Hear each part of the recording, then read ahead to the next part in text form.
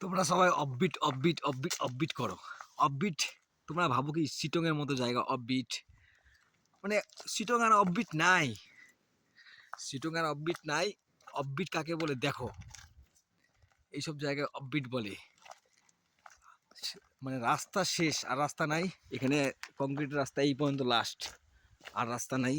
এরপরে আমি যে হোটেলটা আছে লাস্ট, সবার রাস্তার শেষে আমার হোমস্টে দেখা যাবে, চতুর্দিকে কুয়াশা, ওই হোমস্টে, ঠিক আছে?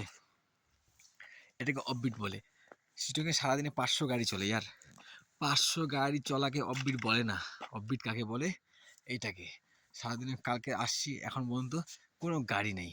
অফবিটের লোকেশন খুঁজতে হবে, যে গেস্ট একটা মানে রিল্যাক্স ফিল করতে আসবে, ও সারাদিনে হর্নের সাউন্ড শুনতে। আর এমনিতে কলকাতায় শুনেই, আর কত শুনবে এখানে? তো এখানে সারাদিনে একটা গাড়িও চলে না, রাস্তাই নেই, শেষ রাস্তা, এই যে রাস্তায় এখান থেকে উঠবে, ঠিক আছে? এরপরে আর রাস্তা নেই, আমার গাড়ি এখান থেকে ঘুরায় নামাইতে হবে, ঠিক আছে?